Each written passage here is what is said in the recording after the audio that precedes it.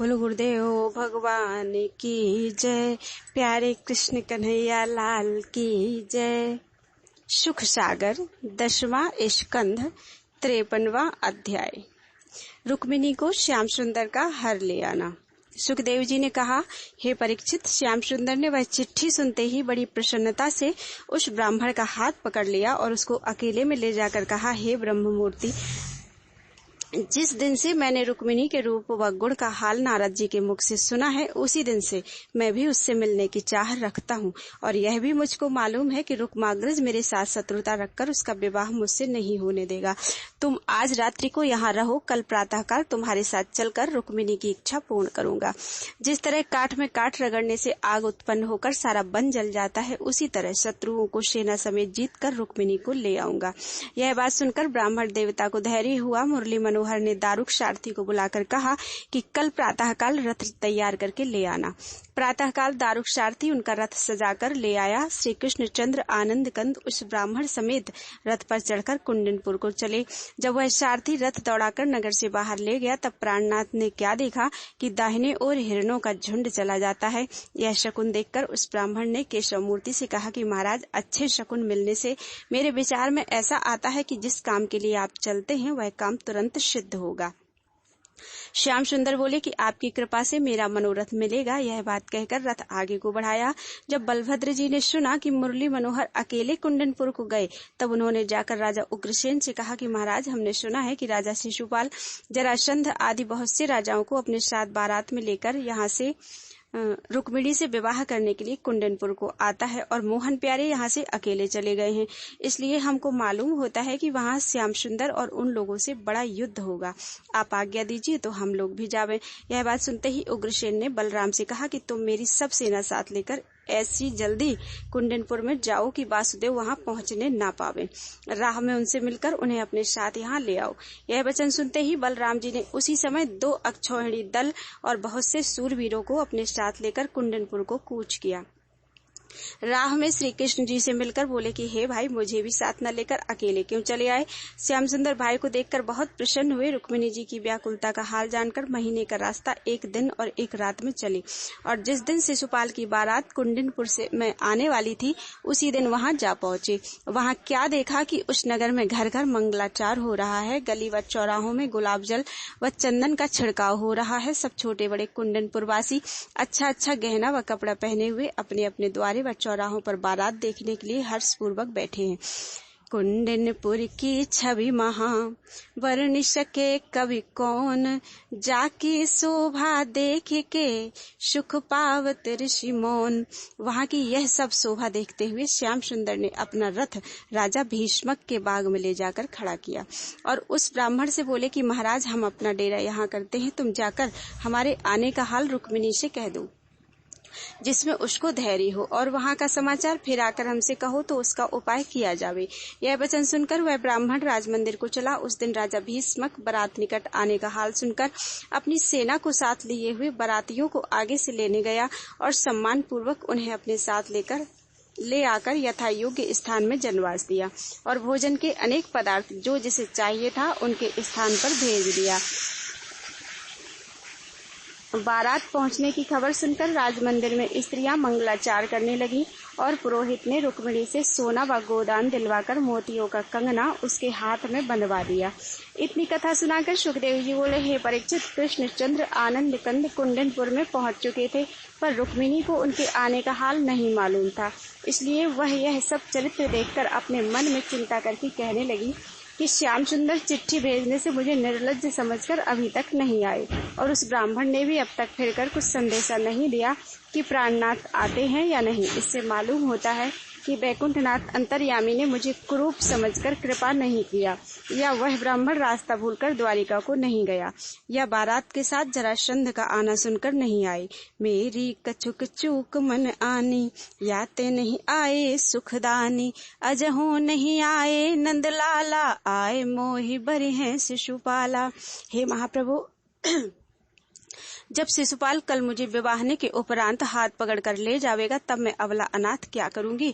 इस समय मेरे तप व जप व देवी जी की पूजा ने भी कुछ सहायता नहीं की। हे परमेश्वर, मैं क्या करूं, किधर भाग जाऊं या अपना प्राण दे डालूं। अब तुम्हारे बिना किसी का भरोसा नहीं रखती। रुक्मिणी अनेक बातें मन में विचार कर किसी के पांव का खटका सुनती तो उस ब्राह्मण का आना जानकर चारों ओर देखने लगती थी।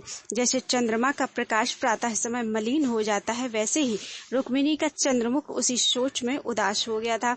जिस तरह पारा एक जगह नहीं ठहरता, उसी तरह घबराहट से कभी कोठे पर, कभी द्वारे पर, कभी खिड़कियों में जाकर उस ब्राह्मण के आने की राह निहारा करती थी और लज्जावश अपने मन का भेद किसी से नहीं कहती थी। माँ कन्या प्रभु के ध्यान में प्राणन की शुद्धि नाहि, तब ही फड़के नयन भुज मुदित भई मन माहि। रुक्मिणी की यह दशा देखकर एक सखी जो सब भेद जानती थी बोली, हे प्यारी, तुम इतना घबराकर क्यों अपने प्राण देती हो। वह अपने पिता व भाई से पूछे बिना किस तरह आवेंगे। दूसरी सखी ने कहा कि वे दीन दयालु अंतर्यामी तुम्हारे मन का हाल जानकर बिना आए न रहेंगे। तुम अपने मन को धैर्य देकर व्याकुल मत हो। मेरी समझ में वह कुंडनपुर में पहुंच चुके हैं। उनका वचन सुनकर रुक्मिणी ने कहा, इस समय मेरी बाईं आंख व भुजा फड़कती है। वह सखी बोली, इसे बहुत अच्छा शकुन समझो। अभी कोई आकर ऐसी खबर देगा कि श्याम सुंदर आए हैं। जिस समय रुक्मिणी अपनी सखियों से यह चर्चा कर रही थी, उसी समय उस ब्राह्मण ने पहुंचकर रुक्मिणी को आशीष देने के उपरांत कहा कि केशव मूर्ति ने बलराम जी व सेना समेत यहाँ आकर राजा के बाग में डेरा किया है। रुक्मिणी विप्रहि देख के कीन्हो बहुत हुलास, कहत तुम्हारे धर्म से अब पूजी मम आश। उस समय रुक्मिणी को ऐसी प्रसन्नता हुई जैसे मृतक के तन में प्राण आ जावे और तप करने वाला अपना मनोरथ पाकर प्रसन्न होवे। उसने हाथ जोड़कर ब्राह्मण से विनय किया, हे द्विजराज, तुमने बैकुंठनाथ के आने का हाल सुनाकर मुझे जीवन दान दिया। मैं इसके बदले तुमको तीनों लोकों की संपदा दूं तो भी तुमसे ऋण नहीं हो सकती। यह बात कहकर जैसे रुक्मिणी ने कृपा दृष्टि से उस ब्राह्मण की ओर देखा, वैसे ही उसके घर लक्ष्मी जी का वास हो गया। फिर वह ब्राह्मण आशीर्वाद देकर राजा भीष्मक के पास चला गया और श्याम सुंदर के आने का समाचार ज्यों का त्यों राजा से कह दिया। जब राजा ने सुना कि श्री कृष्णचंद्र आनंद कंद मेरे यहाँ विवाह करने के लिए आकर बाग में टिके हैं, तब वह उसी क्षण बड़े हर्ष से बहुत रत्नादिक साथ लेकर अपने चारों छोटे बेटों समेत वाटिका में गया। उसने दूर से राम व कृष्ण दोनों भाइयों को बैठे हुए देखा और सवारी पर से उतरकर पैदल उनके निकट गया और रत्नादिक उन्हें भेंट देकर विनय पूर्वक बोला, मेरे मन बच तुम हो हरि, कहा कहो जो दुष्टन करी। हे महाप्रभु, आपने दयालु होकर मुझे दर्शन दिया और मैं कृतार्थ होकर अपने मनोरथ को पहुंचा। फिर राजा भीष्मक बहुत अच्छे स्थान में श्याम व बलराम को टिकाकर राजमंदिर पर चला आया और सब पदार्थ भोजनादि को उनके यहाँ भेजकर यूं कहने लगा कि रुक्मिणी श्री कृष्ण जी के साथ विवाहने योग्य है, पर क्या करूं, मेरा कुछ वश नहीं चलता। हरि चरित्र जाने नहीं कोई, क्या जाने अब कैसी होए। जब कुंडनपुर वासियों ने दोनों भाइयों के आने का हाल सुना, तब सब छोटे बड़ों ने उत्तम उत्तम भूषण व वस्त्र पहनकर झुंड के झुंड उनके दर्शन के लिए वहां पहुंचे और उन्हें दंडवत करके अपने अपने लोचनों का फल प्राप्त किया।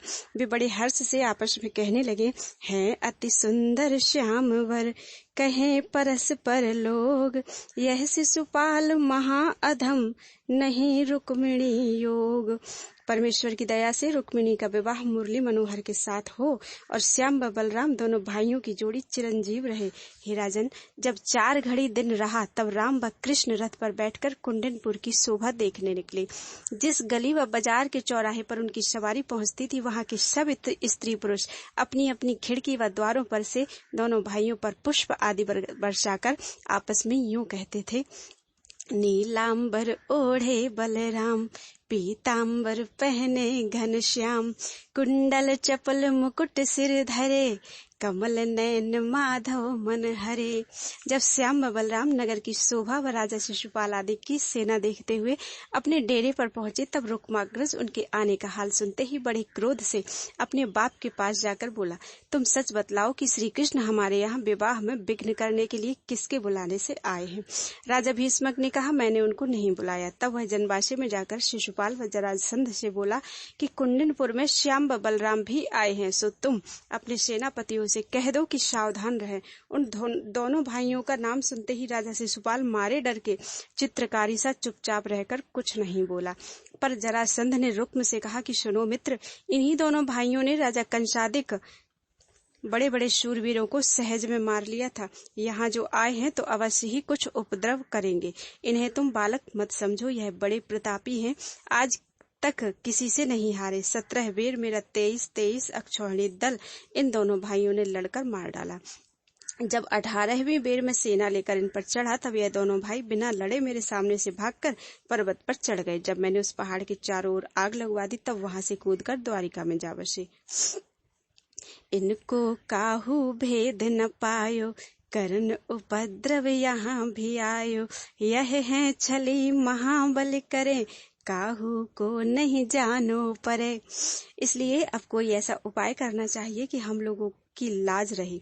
यह बात सुनकर रुक्माग्रज अभिमान से बोला कि श्याम बलराम क्या वस्तु हैं जिनसे तुम इतना डरते हो? मैं उनको अच्छी तरह जानता हूँ। वृंदावन में नाच गाकर गौएं चराया करते थे। वे गंवार बालक युद्ध का हाल क्या जानते हैं? तुम किसी बात की चिंता मत करो, कृष्ण बलराम को यदुवंशियों समेत हम अकेले हटा देंगे। हे राजन, उस दिन रुक्म इस तरह उन्हें बोध देकर अपने घर चला आया और शिशुपाल व जरासंध ने आपस में अनेक उपाय विचार कर बड़ी चिंता से वह रात काटी। प्रातः समय वह दोनों इधर बारात निकालने की तैयारी करने लगे और उधर राजा भीष्मक के यहाँ मंगलाचार व विवाह का उद्योग होने लगा। जाति भाइयों की स्त्रियों ने रुक्मिणी को उत्तम उत्तम भूषण व वस्त्र पहनाकर दुल्हनों के समान सजाया बनाया। जब 4 घड़ी दिन रहे, बहुत सी ब्राह्मणी जो रोज मौन व्रत रखे थी रुक्मिणी को 1000 सहेलियों समेत साथ लेकर गाती बजाती देवी पूजा करने चली। तब राजा शिशुपाल ने यह समाचार सुनकर इस डर से कि कदाचित मोहन प्यारे रुक्मिणी को बरजोरी उठा ना ले जावे, 50,000 शूरवीर उनकी रक्षा करने के लिए संग कर दिए। वे लोग अनेक तरह के शस्त्र लेकर राजकुमारी के साथ चले। उस समय रुक्मिणी सहेलियों के झुंड में धीरे धीरे हंस रूपी चाल चलती हुई कैसी सुंदर मालूम होती थी, जैसे चंद्रमा तारों में शोभा देता है। शिशुपाल व जरासंध के शूरवीर काले काले कपड़े पहने उनके चारों ओर घेरे हुए वे श्याम घटा के समान मालूम होते थे। रुक्मिणी जी ने मंदिर में पहुंचकर देवी जी का चरण धोया और विधि पूर्वक पूजन करके हाथ जोड़कर विनय किया। बालापन ते करत हो, बहु विधान ते सेओ, जो तुम साची गौरी हो, मन मानत फल देओ।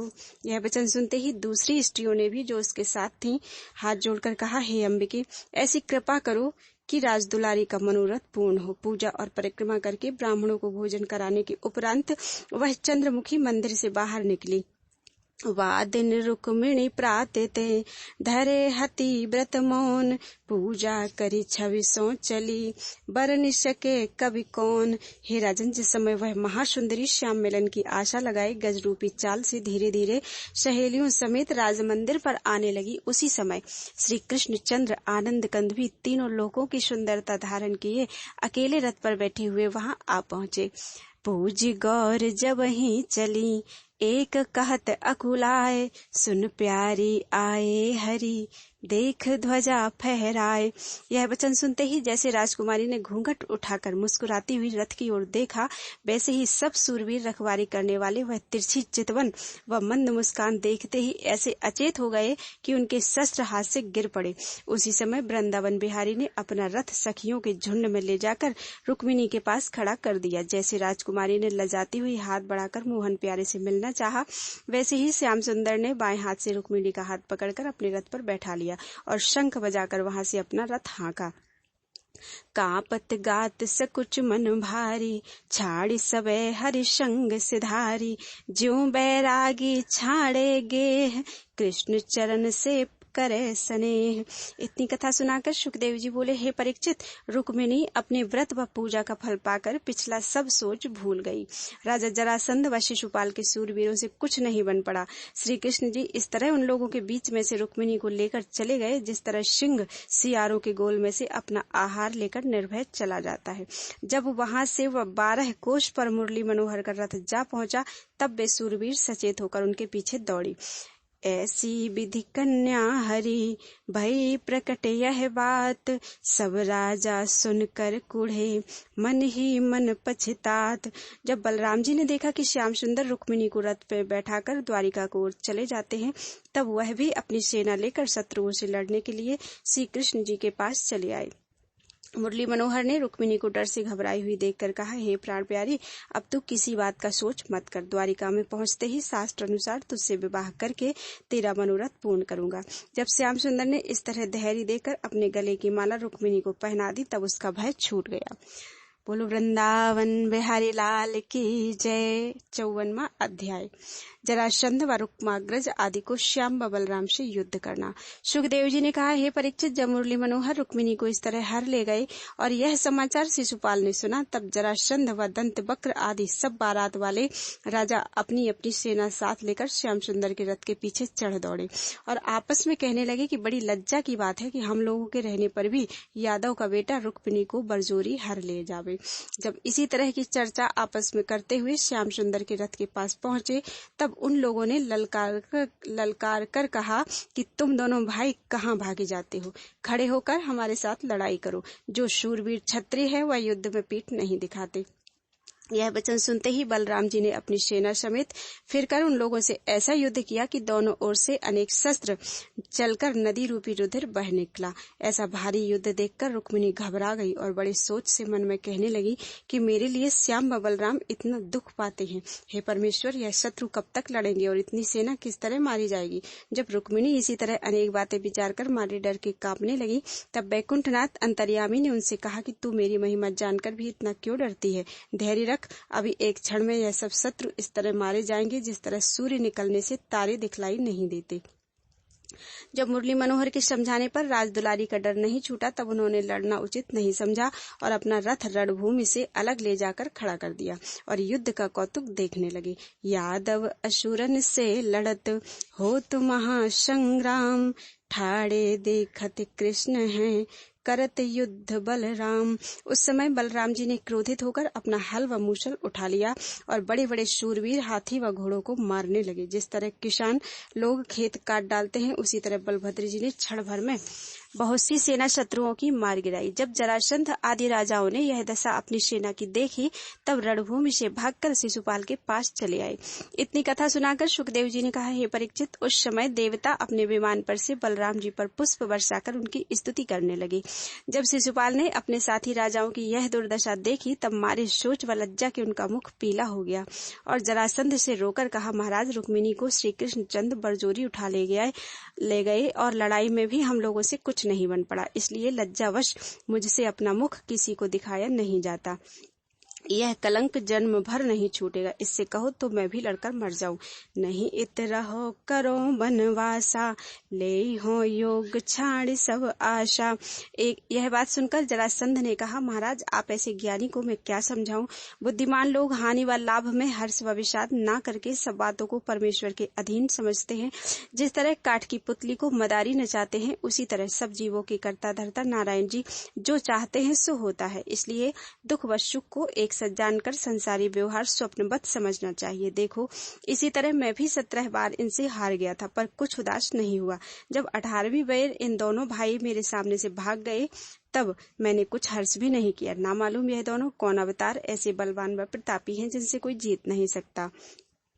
सुख पाछे दुख होते हैं, यही जगत की रीत। कबहू रण में हारे हैं, कबहू ली जय जीत। इसलिए यह समय टाल देना उचित है। जिस तरह 18वीं बार मेरा मनोरथ मिला था, उसी तरह आप भी जीते रहेंगे तो एक दिन आपकी इच्छा पूर्ण हो जाएगी। जब इस तरह समझाने से शिशुपाल को धैर्य हुआ, तब वह और उसके साथी सब राजा सेना समेत जो जीते व घायल बच गए थे, अपने अपने देश को चले गए। लज्जित हो के फिर चलो, हार मान शिशुपाल। सब राजन को जीत के कूच कियो नंदलाल। जब रुक्मा धर्माग्रज ने जरासंध आदि के भाग आने का समाचार सुना तब बहुत क्रोधित होकर अपनी सभा में आ बैठा। तब लोगों को सुनाकर कहने लगा कि बड़े आश्चर्य की बात है जो मेरी बहन को बरजोरी कृष्णचंद्र उठा ले जावे। जब तक मेरे तन में प्राण है तब तक रुक्मिणी को नहीं ले जाने दूंगा। अब मैं यह प्रण करता हूँ कि अभी जाकर दोनों भाइयों को जीत कर रुक्मिणी को न ले आऊं तो अपना नाम रुक्म न रखकर कुंडनपुर में किसी को अपना मुख न दिखलाऊं। ऐसा कहकर एक अक्षौहिणी सेना लेकर उनके पीछे चढ़ दौड़ा और रास्ते में अपने सेनापतियों से कहा कि तुम लोग यदुवंशियों को मारो, मैं अपना रथ आगे बढ़ाकर कृष्ण को जीता पकड़ लाता हूँ। यह वचन सुनते ही उसकी सेना यदुवंशियों से जो बलराम जी के साथ में थी लड़ने लगी और रुक्म ने अपना रथ आगे बढ़ाकर श्याम सुंदर से ललकार कर कहा, हे यादव, कहाँ भागा जाता है? तुझे सामर्थ्य हो तो एक क्षण ठहर कर मेरे साथ युद्ध कर। मुझे शिशुपाल व जरासंध आदि मत समझना। जिस तरह गोकुल व वृंदावन में अहिरनियों का गोरस चुराकर खाया करते थे, उसी तरह मुझको भी ब्रजवासी अहिर समझकर मेरी बहन चुरा ले भागे। तुझे इस बात का कुछ भय नहीं हुआ कि रुक्मिणी मुझ ऐसे सूरवीर व प्रतापी की बहन को बरजोरी उठा ले चला। आज तक तुमने राजा भीष्मक का नाम भी नहीं सुना था जो ऐसी अनीति की। जो लोग तुम्हारे सम्मुख से भाग गए हैं वे क्षत्रिय नहीं थे। अब मेरे सामने से तुमको जीते बचकर जाना बहुत कठिन है। जब इसी तरह की अनेक बातें अभिमान पूर्वक रुक्म ने कहकर बहुत से तीर श्याम सुंदर पर चलाए, तब द्वारिकानाथ ने अपने बाण से वे सब तीर काट डाली। फिर केशव मूर्ति ने 4 बाण से चारों घोड़ों को मारकर एक तीर से सारथी को अचेत किया। एक बाण से रथ की ध्वजा गिराकर दूसरे तीर से उसका धनुष काट डाला। जब रुक्म ने छोटे छोटे गदा आदि अनेक शस्त्र मुरली मनोहर पर चलाए और उन अस्त्रों को भी श्याम सुंदर ने अपने बाणों से काट डाला, उसका कोई अस्त्र मोहन प्यारे के नहीं लगा। तब इस तरह क्रोध करके ढाल तलवार हाथ में लिए हुए रथ से कूदकर वृंदावन बिहारी पर झपटा, जिस तरह पतंगा जलने के लिए दीपक पर जा गिरता है या जैसे बौराहा गीदड़ हाथी पर झपटे। तब मुरली मनोहर ने उसकी ढाल तलवार भी बाण से काटकर गिरा दिया। ते ही अवसर को पित भय माखन प्रभु ब्रजराज, रुक्म हतन के कारणे लिए खड्ग निज हाथ। जब श्री कृष्ण चंद्र ने नंगी तलवार लिए हुए रथ से कूदकर रुक्म का सिर काटना चाहा, तब रुक्मिणी अपने भाई की यह दशा देखकर डरती व कांपती हुई हरि चरणों पर गिर पड़ी और रोती हुई हाथ जोड़कर बोली, मारो मत भाई है मेरो, छाड़ो नाथ तुम्हारो चेरो। मूर्ख अंध कहा यह जाने, लक्ष्मीपति को मानुष माने। नहीं जाने कोई तुमरो अंत, भक्त है तू प्रगटे भगवंत। यह जड़ कहा तुम्हें पहचाने, दीन दयालु जग तुम्हें बखाने। मैं दीन होकर कहती हूँ, हे दीनानाथ, जिस तरह आप बलभद्र जी को प्यारा जानते हैं उसी तरह मेरा भाई मुझको भी प्यारा है। जिस तरह ज्ञानी लोग बालक व बौरहे व मूर्ख के अपराध पर कुछ ध्यान नहीं करते, उनके दुर्वचनों को कुत्ते के भौंकने के समान समझते हैं, उसी तरह आप भी मेरे भाई को मूर्ख समझकर इसके प्राण मुझे दान दीजिए। कदाचित आप इसको मार डालेंगे तो मेरे पिता को, जो तुम्हारा भक्त है, बड़ा दुख होगा। और यह बात संसार में प्रकट है कि जहाँ तुम्हारे चरण जाते हैं वहाँ सबको सुख मिलता है। सो यह बड़ा आश्चर्य समझना चाहिए कि भीष्मक तुम्हारा ससुर होकर पुत्र का शोक उठाए। बंधु भीख प्रभु मुँह को दीजे, इतनो यश तुम जग में लीजे। जो तुम या को मारे हो, माखन प्रभु ब्रजराज। तोमो को सब सृष्टि में अपयस हुए है आज। हे राजन, यह बात सुनकर और रुक्मिणी की दशा देखकर श्याम सुंदर ने रुक्म का प्राण लेना उचित ना समझा। उसकी पगड़ी उतारकर उसकी भुजा बांधकर अपने रथ में बांध लिया। इतनी कथा सुनाकर सुखदेव जी ने कहा, हे परीक्षित, उधर श्री कृष्ण जी ने रुक्म की यह दुर्दशा की, इधर बलराम जी उसकी सेना मार व भगाकर यदुवंशियों को साथ लिए। इस तरह बड़े हर्ष से केशव मूर्ति के पास पहुंचे, जिस तरह ऐरावत हाथी कमल वन को रौंदकर तोड़ता चला आता है। जब रुक्म को बांधा देखकर यदुवंशी हंसने लगे, तब बलभद्र जी ने मुरली मनोहर से कहा कि हे भाई, रुक्म से तो भूल हुई थी, पर आपने भी अच्छा नहीं किया जो अपने साले को बांध रखा है। इस तरह के जीने से रुक्म का मरना उत्तम था। कदाचित यह युद्ध में सम्मुख मारा जाता तो अप्सराएं हाथों हाथ इसे उठाकर स्वर्ग में ले जाती। जिस समय रुक्म तुम्हारे सामने लड़ने आया था उसी समय उसको समझाकर विदा कर देना उचित था। इष्ट मित्रों व संबंधियों को अपराध करने पर भी मारना व बांधना नहीं चाहिए। आपने प्राण लेने से भी अधिक दंड इसको दिया, अब इसे बांध कर रखने से क्या लाभ होगा। अपने भाई का यह वचन सुनते ही श्री कृष्ण जी ने रुक्म को छोड़ दिया। बलदाऊ जी ने उसे बहुत संतोष देकर जाने के लिए कहा और रुक्मिणी जी से बोले, हे राजकन्या, तुम्हारे भाई की जो यह गति हुई इसमें श्याम सुंदर का कुछ दोष नहीं है, यह सब इसके पिछले जन्म के कर्मों का फल था। क्षत्रियों का यह धर्म है कि पृथ्वी व द्रव्य व स्त्री के लिए आपस में झगड़ा करते हैं। जब दो मनुष्य लड़ेंगे तो उसमें एक की जीत होगी और दूसरा अवश्य हारेगा। कर्म का लिखा हुआ किसी तरह नहीं मिटता। जो कुछ रुक्म के भाग्य में लिखा था सो हुआ। संसार में जिसने जन्म पाया वह अवश्य दुख व सुख उठाता है। जीवात्मा सदा अमर रहकर कभी नहीं मरता और यह शरीर सदा बनता बिगड़ता रहता है। इसलिए अंग की दुर्दशा होने से जीवात्मा की निंदा नहीं होती। तुम रोना छोड़कर यह सब दुख रुक्म के प्रारब्धाहीन समझो। यह बात समझाने से रुक्मिणी अपने मन को धैर्य देकर चुप हो रही। रुक्मिणी विदा होते समय अपना सिर श्याम सुंदर के चरणों पर रखकर विनय किया, हे दीनानाथ, मैं तुम्हारी महिमा नहीं जानता था, इसलिए मुझसे अपराध हुआ। अब दयालु होकर उसे क्षमा कीजिए। जब ब्रह्मा व महादेव आदि देवता आपको नहीं पहचान सकते तो मेरी क्या सामर्थ्य है जो तुम्हारी महिमा जान सकूं। इसी तरह बहुत विनती व स्तुति करके रुक्म वहां से विदा हुआ। कहें सुंदरी सेन में किए जेठ की लाज, अब विलंब क्यों करत हो, हाँ को रथ ब्रजराज। रुक्मिणी की यह मनसा समझकर श्री कृष्ण जी ने अपना रथ द्वारिका की ओर हाँक दिया। रुक्म अपनी प्रतिज्ञा अनुसार राजमंदिर पर नहीं गया। कुंडनपुर के निकट भोजकट नामक दूसरा नगर बसाकर वहां रहा। राजा भीष्मक के मन में शत्रुता रखकर अपनी स्त्री व पुत्रों को वहां बुला भेजा। जब रामकृष्ण द्वारिकापुरी के निकट पहुंचे तब राजा उग्रसेन व वसुदेव आदि बड़े हर्ष से नगर के बाहर आकर सम्मान पूर्वक उनको लिवा ले गए। सब द्वारिकावासियों ने अपने अपने द्वार पर मंगलाचार करके उनकी आरती की।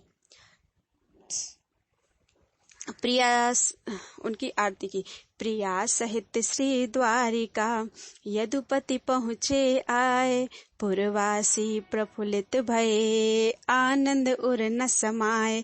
जब केशव मूर्ति इसी तरह सबको सुख देते हुए अपने द्वार पर पहुंचे तब देवकी जी ने बहुत स्त्रियों समेत वहां आकर अपने कुल की रीति की। रुक्मिणी की सुंदरता देखकर बड़े हर्ष से उसे व मोहन प्यारे को महल में ले गईं। राजा उग्रसेन व वसुदेव जी ने उसी दिन गर्ग पुरोहित को बुलाकर विवाह का मुहूर्त पूछा। जब गर्ग मुनि ने शुभ लग्न विवाह का बतलाया तब राजा उग्रसेन ने अपने मंत्रियों की विवाह की तैयारी करने के लिए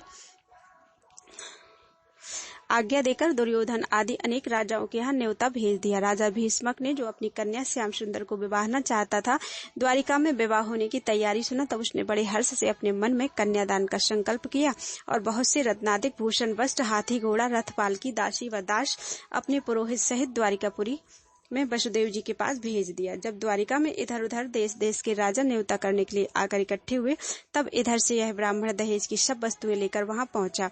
ऐसी भीड़ व शोभा द्वारिका में हुई जिसका हाल वर्णन नहीं हो सकता। गर्ग पुरोहित ने शास्त्र अनुसार श्याम सुंदर का विवाह रुक्मिणी के साथ करा दिया।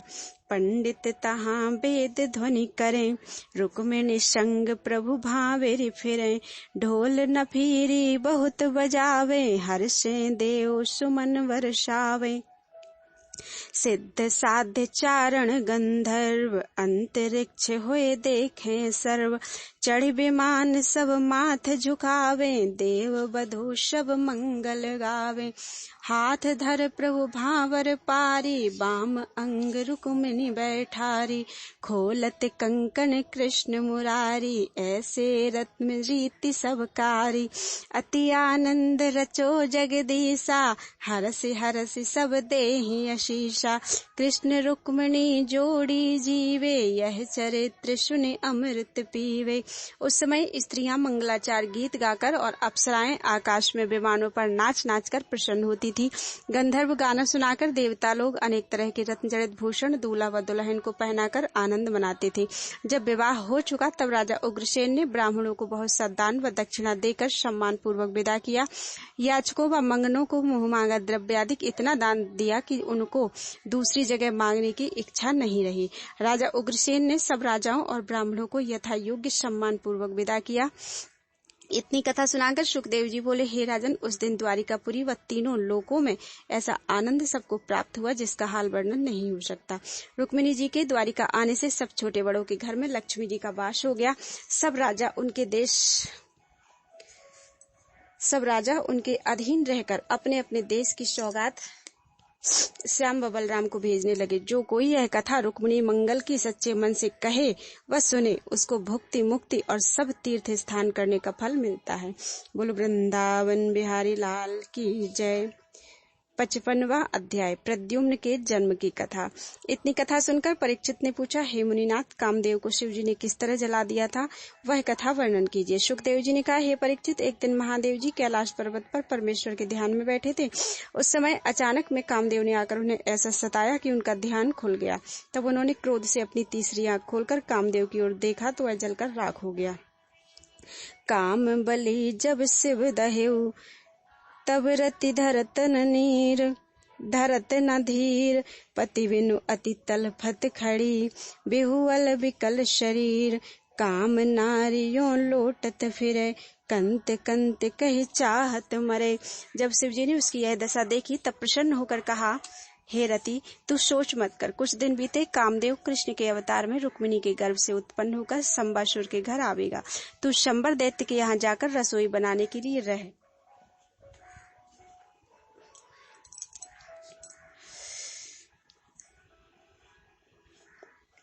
वहाँ तेरा स्वामी तुझे मिलकर सुख देगा। जब यह सुनकर रति को धैर्य हुआ तब वह मायावती नाम वृद्धा स्त्री का रूप धरकर उस दैत्य के यहाँ चली गई और रसोई बनाने वालों में मुखिया बनकर अपने पति के मिलने की आशा में वहाँ रहने लगी। परमेश्वर की आज्ञा अनुसार कामदेव ने रुक्मिणी के गर्भ से जन्म लिया। वह बालक श्री कृष्ण जी के रूप के समान ऐसा सुंदर उत्पन्न हुआ कि जिसे देखकर सूर्य देवता लज्जित हो जाते थे। जब राजा उग्रसेन व वसुदेव जी ने ज्योतिषियों से जन्म लगन का हाल पूछा तब पंडितों ने उसकी जन्म कुंडली बनाकर कहा कि महाराज, हमारे विचार में ऐसा मालूम होता है कि यह बालक सुंदरता, बल व गुण में श्री कृष्ण जैसा होगा और कुछ दिन जलवास करने व शत्रु को मारने के उपरांत अपने माता पिता से आ मिलेगा। जब ब्राह्मण लोग उस बालक का नाम प्रद्युम्न रखकर दक्षिणा लेकर अपने अपने घर चले गए तब वसुदेव जी ने अपने कुल की रीति करके मंगलाचार मनाया। परमेश्वर की इच्छा अनुसार नारद मुनि ने शंबर दैत्य से जाकर कहा कि तू नहीं जानता, कामदेव तेरे शत्रु ने प्रद्युम्न नाम से श्री कृष्ण चंद्र के यहाँ जन्म लिया है। 12 वर्ष की अवस्था में वह तुझे मारेगा। जब नारद मुनि ऐसा कहकर ब्रह्मलोक को चले गए तब शंबर दैत्य ने विचार किया कि अभी प्रद्युम्न को उठा ले आकर समुद्र में डाल दूं तो मेरे मन की चिंता छूट जावे। ऐसा विचारते ही शंबर हवा रूप बनकर द्वारिका में आया और रुक्मिणी के मंदिर में घुस गया। प्रद्युम्न 18 दिन का था, उसे उठाकर ले उड़ा। किसी ने उसे ले जाते नहीं देखा। जब रुक्मिणी अपना बालक सैया पर ना देखकर रोने लगी तब सब स्त्रियों ने यह बात का आश्चर्य माना। शंबर दैत्य प्रद्युम्न को समुद्र में डालकर अपने घर चला आया। श्याम सुंदर की इच्छा अनुसार प्रद्युम्न को एक मछली ने निगलकर 3 वर्ष तक पालन किया। जब एक केवट उस मछली को जाल में फंसाकर शंबर दैत्य के यहाँ भेंट ले गया तब उसने वह मछली अपनी रसोई बनाने वालों के पास भेज दिया। जब उन्होंने उस मछली का पेट चीरा तब उसमें से एक बालक श्याम रंग बहुत सुंदर जीता हुआ निकला। वे लोग अचंभा मानकर उसे मायावती के पास ले गए। उसने बड़े हर्ष से बालक को ले लिया और शंबर दैत्य से छिपाकर उसे पालने लगी। कुछ दिन बीते, शंबरासुर ने भी उसे देखा तो उसकी सुंदरता पर मोहित होकर मायावती से कहा कि तू इसे अच्छी तरह पालन कर। उन्हीं दिनों नारद मुनि मायावती के पास जाकर बोले कि यह बालक कामदेव नामक तेरा पति है। इसकी माता रुक्मिणी और पिता श्री कृष्ण चंद्र जी द्वारिका में रहते हैं। शंबरासुर ने इसको चुराकर समुद्र में डाल दिया था, सो महादेव जी के आशीर्वाद से तेरे पास पहुंचा है। अपना बालापन यहाँ बिताकर शंबर दैत्य को मारकर तुझे द्वारिका में ले जाएगा। यह बात कहकर नारद मुनि चले गए। रति यह हाल सुनते ही बहुत प्रसन्न होकर बड़े प्रेम से उसको पालने लगी। ज्यों-ज्यों वह बालक सयाना होता था त्यों-त्यों रति को अपने पति से मिलने की आशा होती थी। वह यूं कहती थी, ऐसे प्रभु संयोग बनायो, मछली माही कंत में पायो। जब प्रद्युम्न 5 वर्ष का हुआ तब रति उसको उत्तम उत्तम भूषण व वस्त्र पहनाकर उसे देख देख कर अपनी आंखों को सुख देने लगी। प्रद्युम्न उसको अपनी माता समझकर लड़कों की तरह मैया मैया कहता था और मायावती उसके साथ कांत भाव रखकर दुलार व प्यार करती थी।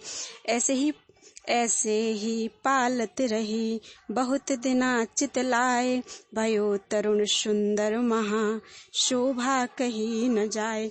जब प्रद्युम्न 9-10 वर्ष का होकर सब भला व बुरा समझने लगा तब उसने एक दिन मायावती से, जो अपना श्रृंगार करके उसके साथ कटाक्ष करती थी, कहा, तुम हमारी माता होकर मुझे पति भाव से देखती हो। यह बात सुनकर रति मुस्कुराती हुई बोली, हे कांत, तुम यह क्या बात कहते हो? मैं रति तुम्हारी स्त्री हूँ। जन्म लियो श्री द्वारिका, शंबर लियो चुराए, और अवस्था जो हती सो सब कही बुझाए। जब प्रद्युम्न ने मायावती से सब हाल अपने जलने व अवतार लेने व समुद्र में डालने व मछली निगलने का सुना, तब उसने रति को अपनी स्त्री जानकर शंबरासुर को अपना शत्रु समझा। उसी समय मायावती बोली, हे कांत, शिव जी के आशीर्वाद से मैं तो अपने मनोरथ को पहुंची, पर तुम्हारी माता रुक्मिणी ऐसा दुख पाती है जैसे बछड़े के बिछुड़ने में गऊ को सुख नहीं मिलता। इसलिए अब तुम्हें शंबर दैत्य को मारकर द्वारिका में चलकर अपने माता पिता को सुख देना चाहिए। पर यह दैत्य माया युद्ध बहुत जानता है और तुमने अभी तक युद्ध की विद्या कुछ नहीं पढ़ी, इसलिए वह विद्या मुझसे सीख लो। मैं यहाँ की विद्या सकल तुमको देऊं बताए, जाते संबर असुर खल तुम सो जीतो जाए।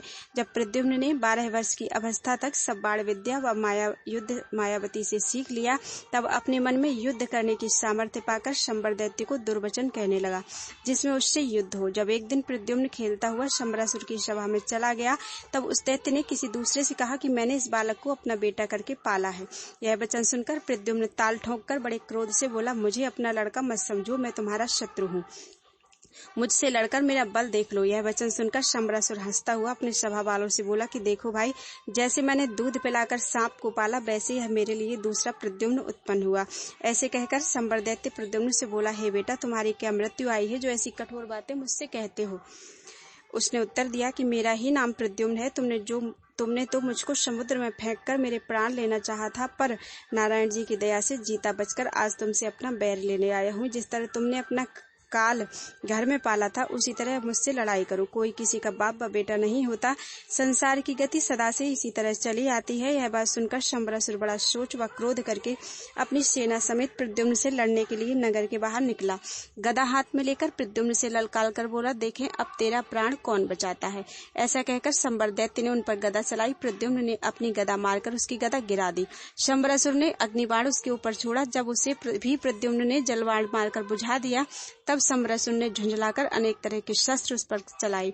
प्रद्युम्न ने उनको भी काटकर गिरा दिया। दोनों मनुष्य आपस में लिपटकर मल्ल युद्ध करने लगे। जब कुश्ती में प्रद्युम्न नहीं हारा, तब शंबर दैत्य मंत्र की विद्या से उस पर पत्थर बरसाने लगा।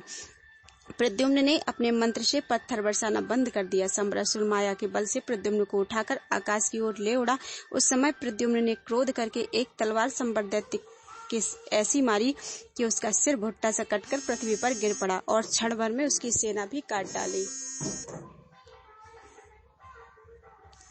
देवताओं ने प्रसन्न होकर आकाश से उन पर फूल बरसाए। संसारी लोग जो उसके डर से यज्ञ व होम नहीं करने पाते थे, प्रसन्न हो गए और प्रद्युम्न की बहुत स्तुति करके बोले, श्री कृष्ण जी, बैकुंठनाथ का सामना कोई नहीं कर सकता। अब उनका पुत्र भी ऐसा बलवान उत्पन्न हुआ जिसके बराबर कोई दूसरा सूरवीर संसार में दिखलाई नहीं देता। जो ऐसे बल देखते निज सुत को भगवान, करते मन में मुदित हुए हूँ लोक को दान। जब प्रद्युम्न ने शंबरासुर को मारकर श्याम सुंदर की दुहाई दी, उस नगर में फेर दी, तब मायावती ने प्रसन्न होकर निज रूप रति का महासुंदर 12 वर्ष की अवस्था का बना लिया और उड़न खटोलने पर अपने पति समेत बैठकर द्वारिका को गई। उस समय श्याम रंग प्रद्युम्न और चंद्रमुखी रति दोनों आकाश में कैसे सुंदर मालूम देते थे, जैसी काली घटा में बिजली शोभा देती है। जब वे रुक्मिणी के आंगन में उड़न खटोले से उतरकर खड़े हुए, तब श्याम सुंदर की सब स्त्रियां जो प्रद्युम्न के हरने के उपरांत ब्याही गई थी, प्रद्युम्न को केशव मूर्ति के रूप के समान देखकर चौंक उठी और उनके मन में इस बात का संदेह हुआ कि मुरली मनोहर यह नई सुंदरी कहाँ से ले आए हैं। उन्होंने उनकी सुंदरता देखने के लिए चारों ओर से आकर घेर लिया। यह भेद किसी ने नहीं जाना कि यह प्रद्युम्न है। उस समय श्री कृष्ण कुमार ने सब स्त्रियों से पूछा कि हमारे माता पिता कहाँ हैं। जब यह बात सुनकर सब स्त्रियों को अचंभा मालूम हुआ, तब उन्होंने प्रद्युम्न की ओर आंख उठाकर देखा तो भृगुलता का चिन्ह उसकी छाती पर नहीं था दिखाई दिया। तब उन्होंने समझा कि यह श्री कृष्ण न होकर कोई दूसरा पुरुष है। रुक्मिणी ने प्रद्युम्न का मुखारविंद देखकर अपनी सहेलियों से कहा कि बड़ा भाग्य उस स्त्री का समझना चाहिए जिसने ऐसा सुंदर पुत्र जना, और यह स्त्री भी सुंदरता में इस बालक के बराबर है। मेरा बेटा भी जो कोई चुरा ले गया इसी रूप का था। परमेश्वर की दया वह भाग्य से जीता होकर यह वही बालक आया हो तो आश्चर्य नहीं। मेरा बेटा भी रहता तो इसी अवस्था का होता। ऐसा विचार कर रुक्मिणी ने प्रद्युम्न से पूछा, जन्म भयो कि गाँव में काह तुम्हारो नाव, कौन तुम्हारे मात पितु क्यों आयो यही ठाव। यह वचन कहते ही रुक्मिणी को प्रेम हुआ और उसकी छाती से दूध बह निकला। बायां अंग फड़कने लगा। तब उसे विश्वास हुआ कि यह मेरा पुत्र है। यह बात समझते ही रुक्मिणी ने चाहा कि मैं उसको गोद में उठाकर प्यार करूं, पर अपने स्वामी की आज्ञा के बिना ऐसा उचित न जानकर मन में सोच विचार कर रही थी कि उसी समय वसुदेव व देवकी व कृष्णचंद्र ने वहां पहुंचकर यह हाल देखा। जब श्याम सुंदर ने सब भेद जानने पर भी प्रद्युम्न का कुछ हाल किसी से नहीं कहा, तब उनकी इच्छानुसार उसी क्षण नारद मुनि ने वहां आकर प्रद्युम्न का सब हाल ज्यों का त्यों कह सुनाया और रुक्मिणी से बोले कि यह तेरा बेटा है। यह वचन सुनते ही रुक्मिणी ने दौड़कर प्रद्युम्न को गोद में उठा लिया। उसका सिर व मुख चूमकर बलाएं लेने लगी। जिस तरह बिछुड़ा हुआ बेटा मिलने से माता पिता को हर्ष होता है, उसी तरह रुक्मिणी को आनंद प्राप्त हुआ। उसने रति को अपनी गोद में बैठाकर बहुत प्यार किया। श्री कृष्ण जी भी अपनी पुत्र व पतोहू को देखकर बहुत प्रसन्न हुए। श्याम सुंदर अंतर्यामी सब हाल जानते थे कि मेरा बेटा संबरासुर के यहाँ है, पर इतने दिन तक उन्होंने यह भेद रुक्मिणी से नहीं कहा था।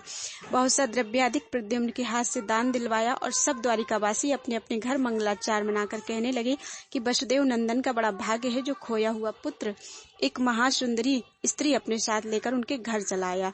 नर नारी मोहे सबे देखे प्रद्युम्न रूप, बिनु देखे क्षण ना रहे ऐसो रूप अनूप। वसुदेव जी ने शुभ लग्न में बड़ी धूमधाम से प्रद्युम्न का विवाह रति के साथ कर दिया। इतनी कथा सुनाकर सुखदेव जी बोले, हे राजन, इस तरह कामदेव ने प्रद्युम्न का जन्म लेकर अपनी स्त्री रति को सुख दिया। बोलो वृंदावन बिहारी लाल की जय।